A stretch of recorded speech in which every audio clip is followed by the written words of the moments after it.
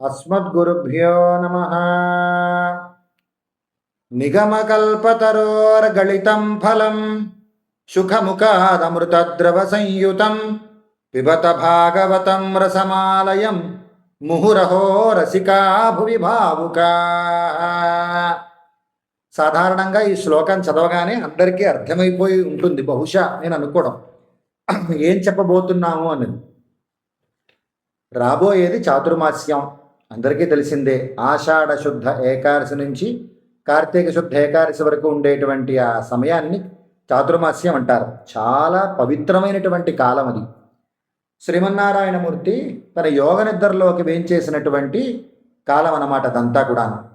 ఆ సమయంలో మనం ఎటువంటి అనుష్ఠానములు చేసినా ద్విగుణీకృతమైనటువంటి ఫలితం ఉంటుంది అని పెద్దల నిర్ణయం.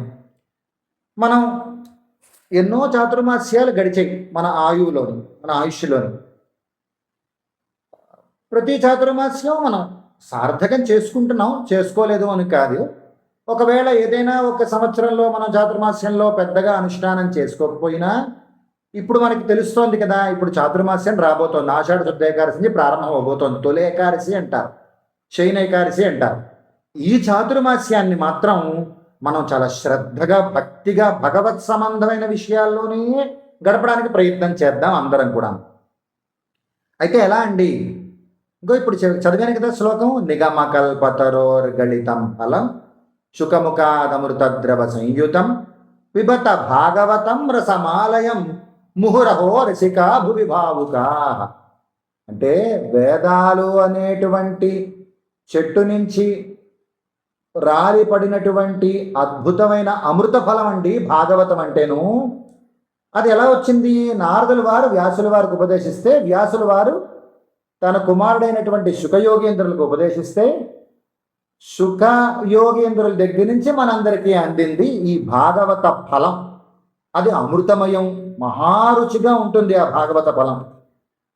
ఆ భాగవత అమృతమయమైనటువంటి ఆ ఫలాన్ని చప్పరించినటువంటి వారికి, తిన్నటువంటి వారికి పరమానందం కలుగుతుంట. అబ్బే కాదు, బ్రహ్మానందం కలుగుతుంట. ఇంత అంత ఆనందం కలుగుతుంట, అంత ఆనందం కలుగుతుందిట ఆ భాగవత పఠనం వల్ల కానీ, శ్రవణం వల్ల కానీ. అంటే చదివినా విన్నప్పటికీ కూడా. వ్యాసుల వారు వేదాలన్నింటినీ విభజన చేసి ఎన్నో శాస్త్రాలని ప్రవర్తింపజేసి ఆయన ఎన్నో పురాణాలు రాసిన తర్వాత ఆయన ఇంకా మనస్సుకి, ఆయనకి ఇంకా ఆందోళనగానే ఉందిట, మనస్సు ఆనందంగా లేదుట. ఎందుకు ఇలా ఉంది అని ఒకనాడు ఆయన ఆ నదీ తీరం దగ్గర కూర్చుంటే నారదుల వారు వచ్చి, నువ్వు చాలా పురాణాలు రాసావు, వేదాలు విభజించావు, గొప్ప గొప్ప పనులు చేసావు, కానీ అన్నీ కూడాను పరోక్షంగా భగవత్ సంబంధమైన విషయాలు తెలియపరిచావు. అలా కాకుండా డైరెక్ట్గా, ప్రత్యక్షంగా, నేరుగా భగవత్ సంబంధమైన కథలు నువ్వు రాస్తే నీకు మరింత ఆనందం కలుగుతుంది మనస్సుకి అంటే ఆయన అప్పుడు భాగవత పురాణాన్ని ప్రవర్తింపజేశారు. అది రాశాక వారి మనస్సు అంతా కూడా ఆనందంతో నిండిపోయి పరమానంద భరితుడైపోయినాడు ఆయన, బ్రహ్మానంద భరితుడైపోయినాడు వ్యాసుల వారు. అటువంటి వ్యాస పౌర్ణిమ రాబోతోంది త్వరలో. కార్తీక ఆషాఢ శుద్ధ ఏకాదశి తర్వాత వ్యాస పౌర్ణమి వస్తుంది 29వ తారీఖు, 29/7/2026 వ్యాస పౌర్ణమి. మనం ఆనాడైనా మనం విశేషంగా ప్రారంభింప చేసుకోవద్దు. అయితే ఈ భాగవతం భగవత్ సంబంధమైన విషయాలు ప్రధానంగా ఉంటాయి. ప్రధానం ఏంటి? అంతా భగవత్ సంబంధమైన విషయాలే, అన్నీ అమృతప్రాయాలు, మధురంగా ఉంటాయి. దీనికి మోక్ష శాస్త్రం అని కూడా పేరుంది. అయితే ఈ భాగవతాన్ని, ఇటువంటి గొప్పదైనటువంటి భాగవతాన్ని మనందరం కూడా ఈ వ్యాస పౌర్ణమి నుంచి పారాయణ ప్రారంభిద్దాం. ఇందాక అనుకున్నాం భాగవతం చాలా ఉత్తమోత్తమైంది అండి అని. పరీక్షిత్ మహారాజు గారు అడిగితే శుకయోగేంద్ర వారు భాగవతం చెప్పడానికి సిద్ధం అవుతారు. అప్పుడు దేవతలందరూ కూడా వస్తారట శుకమహాముని దగ్గరికి. వచ్చి అమృతాన్ని అందించి, ఇగో నీ దగ్గర ఉండేటువంటి భాగవతాన్ని మాకు ఇవ్వవయ్యా, ఇగో నువ్వు ఈ అమృతాన్ని నువ్వు తీసుకో అంటే శుకయోగేంద్రులు ఒప్పుకోరు, శుకమహర్షి ఒప్పుకోరు. వద్దొద్దు నాకని చెప్పి ఆయన, నేను భాగవతాన్ని ఇవ్వను అని చెప్పి పరీక్షిత్ మహారాజుకు కూడా, నీకు ఈ దేవతలు ఇచ్చేటువంటి ఈ అమృతం కాదయ్యా, భాగవత సుధ నీకు లభించాలి, అదే నీకు మోక్ష సామ్రాజ్యాన్ని ఇస్తుంది అని చెప్పి భాగవతాన్ని అనుగ్రహించాడు పరీక్షిత్ మహారాజుకి. పరీక్షిత్ మహారాజు ద్వారా మనందరికీ అందించాడు శతయోగీంద్రుడు. అంతటి గొప్పది. ఒకనాడు ఒకానొక సమయంలో బ్రహ్మగారు భాగవతాన్ని ఒకవైపు, మిగిలిన గొప్పదైనటువంటి విషయాలన్నింటినీ కూడా ఒకవైపు తక్కెడలో వేశారట, ఏది గొప్పది అని. అప్పుడు భాగవతమే కిందకు వెళ్ళిందిట. అంటే కిందకు వెళ్ళడం అంటే బరువుగా ఉందిట. అంటే బరువుగా ఉండడం అంటే అదే గొప్పది. భాగవతమే అత్యంత విలువైనది. అంటే ఏది విలువైందో అది తక్కెడలో కిందకు వెళుతుంది కదా, ఏది గొప్పదో అది కిందకు వెళుతుంది కదా. అలాగ మిగిలిన విషయాలన్నింటినీ కూడా ఒక పక్కన వేసి భాగవతాన్ని ఒక పక్కన పెడితే ఆ భాగవతమే విలువైందని చెప్పి తెలిసిందిట. అందువల్ల అటువంటి అమృతమయమైనటువంటి భాగవతాన్ని అందరం కూడా వ్యాస పౌర్ణమి నుంచి పారాయణ చేయడం ప్రారంభిద్దాం. అయితే ఎలా అండి మరి పారాయణ చేసుకోవడం? చాలా చోట్ల ప్రవచనాలు జరుగుతున్నాయి, చాలా చోట్ల పారాయణ జరుగుతున్నాయి, కానీ మేము మా ఇంటికి దూరంగా ఉంటాయి, లేకపోతే వేరే ఊరిలో జరుగుతూ ఉంటాయి. మరి ఎలాగా మాకు ఈ భాగవత అమృతాన్ని లభింప చేసుకోవడం ఎలాగా అంటే దానికి ఒక మార్గం ఆలోచించాం. ఏమీ లేదు, మేమే మీ ఇంటి దగ్గరికి వచ్చి పారాయణ చేస్తాం. భాగవత పారాయణ మీ ఇంట్లో కానీ, లేదా మీరు మీ చుట్టుపక్కల ఉండేటువంటి 10 మంది 15 మంది కలిసి కానీ, లేకపోతే మీ వీధిలో ఉండేటువంటి వారందరూ కలిసి కానీ, లేకపోతే మీ ఊరిలో ఉండేటువంటి వారందరూ కలిసి కానీ ఒక చోట పారాయణ ఏర్పాటు చేసుకుందాం. చేస్తే వచ్చి తప్పకుండా అక్కడికి వచ్చి భాగవత పారాయణ చేద్దాం. ఈ అమృతమయమైనటువంటి భాగవతం అందరికీ అందాలి, అందరం కలిసి చేసుకోవాలి. ఏకస్వాదున భుంజిత అంటారు పెద్దలు. అంటే మధుర పదార్థాన్ని, స్వీట్ని ఎప్పుడూ ఒక్కళ్ళు తినేయకూడదు, అందరితో కలిసి పంచుకొని తినాలి. ఆ నియమాన్ని అనుసరించి ఈ భాగవతం అనేది పెద్ద మధుర పదార్థం కదా, ఈ మధుర పదార్థాన్ని అందరం కలిసి ఆస్వాదిద్దాం, అందరం కలిసి స్వీకరిద్దాం. అందువల్ల ఇగోటండి, మా ఇంట్లో మీరు వచ్చి మేము ప్రత్యక్షంగా ఎక్కడో జరుగుతూ ఉంటాయి, వాటితో దూరాలు మేము వెళ్ళాం అనుకుంటే మేమే మీ ఇంటికి వచ్చి భాగవతం పారాయణ చేస్తాం. ఏమండి మా ఇంట్లో అంత అవకాశం లేదండి అనుకున్నారు, మీరు 10 మందో 15 మందో 50 మందో 100 మందో కలిసి ఒక చోట ఏర్పాటు చేసుకుందాం, అక్కడ పారాయణ చేసుకుందాం. ఇగో మా మా మా ఇంటికి వచ్చి పారాయణ చేయండి, లేదా మా వీధిలో మేము అందరం కలిసి ఏర్పాటు చేస్తాం, అక్కడికి వచ్చి పారాయణ చేయండి. అయితే మా ఊర్లో పలానా చోట అందరం మొత్తం ఊరందరం కలిసి పారాయణ ఏర్పాటు చేస్తాం, అక్కడికి వచ్చి పారాయణ చేయండి అని తప్పకుండా వచ్చి చేస్తాం. 10 మందితో కలిసి ఆ భాగవత ఫలాన్ని అనుభవించాలని కోరిక.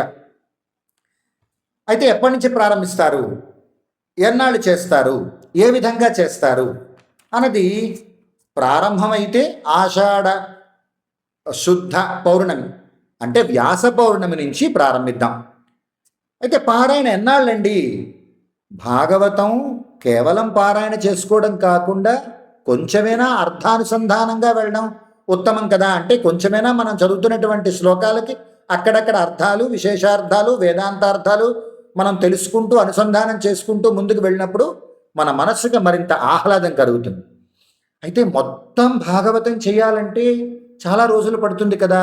ఇలా అర్థానుసంధానంతో కేవలం పారాయణ అయితే అయిపోతుంది, అర్థానుసంధానంతో కూడా మనం వెళ్ళాలంటే సమయం పడుతుంది కదా. అందువల్ల 2-3 పద్ధతులు ఉన్నాయి. మొత్తం భాగవతం చేయడం ఒకటి, లేదండి అంత సమయం లేదు, అంత పారాయణ మేము చేయలేము అనుకుంటే కేవలం భాగవతానికే తలమానికమైనటువంటి స్కంధం ఏది, 10వ స్కంధం కృష్ణ పరమాత్మ గురించి, కనీసం 10వ స్కంధం పారాయణ చేద్దాం. లేదండి మొత్తం 10వ స్కంధానికి కూడా మాకు అవకాశం లేదు, 10వ స్కంధంలో 2 భాగాలు ఉంటాయి, పూర్వార్థం ఉత్తరార్థం అని. పూర్వార్థం అంటే కృష్ణ పరమాత్మ జననం నుంచి ఉత్తరార్థంలో ఉండేటువంటి రుక్మిణీ కళ్యాణం వరకు మనం పారాయణ చేసుకోవడం ఒక పద్ధతి. పెద్దల నిర్ణయం అలా కూడా చేస్తారు. శుభంగా ప్రారంభమవుతుంది, శుభంగా పూర్తవుతుంది రుక్మిణీ కళ్యాణంతో. అయితే కనీసం 7 రోజులైనా మనం పారాయణ చేయాలి. అయితే 2 పూట్ల చేయాలండి అంటే మొత్తం 10వ స్కంధం చేయాలంటే 2 పూట్ల ఉండాలి. లేదండి మొత్తం 10వ స్కంధం చేయలేమనుకుంటే కనీసం ఉత్తరార్థం ఇందాలనుకున్నాం కదా, కృష్ణ పరమాత్మ జననం నుంచి రుక్మిణీ కళ్యాణం ఘట్టం వరకు మనం 7 రోజులు ప్రతిరోజు సాయంకాలం పూట పారాయణ చేసుకోవచ్చు. అంటే 7 పూటలు మనకి రోజు సాయంకాలం పూట చేసుకుంటాం పారాయణ. అయితే ఎన్ని పారాయణలు చేస్తారండి? భాగవత సప్తాహం అని అంటూ ఉంటారు కదా పెద్దలు, నిర్ణయం కూడా ఉంది భాగవత సప్తాహం అని. సప్తాహం అంటే 7 రోజులని అర్థం. ఆ సంఖ్యని ఉద్దేశించి ఆ సంఖ్యని పరిగణలోకి తీసుకొని కనీసం ఒక సంవత్సర కాలంలో 7 పారాయణలైనా 7 భాగవతాలైనా 7 సార్లైనా చేయాలని ఒక నియమం. అయితే మొదటి పారాయణ మన రాబోయే వ్యాస పౌర్ణమి 29/6/2026 మొదటి పారాయణ ప్రారంభమవుతుంది. తప్పకుండా మీ అవకాశాన్ని తెలియపరచండి. నా ఫోన్ నెంబర్ ఇస్తాను.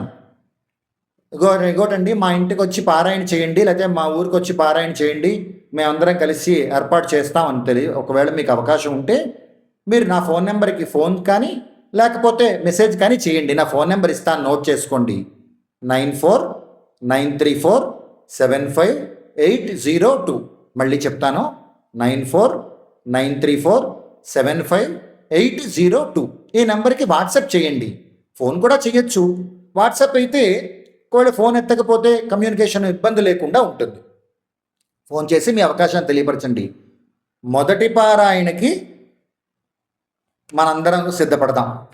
మొదటి పారాయణకు కూడా మీరు అవకాశాన్ని సద్వినియోగపరుచుకోవచ్చు. అక్కడి నుంచి 7 పారాయణ ఎప్పుడెప్పుడు ఉంటాయండి డేట్లు అంటే ఇంకా నిర్ణయం చేయలేదు. మొదటి పారాయణ డేట్ మాత్రం ఈ వ్యాస పౌర్ణమితో ప్రారంభమవుతుంది. త్వరపడండి, అందరం కలిసి భాగవత సుధని అనుభవిద్దాం. స్వస్తి. దాసు.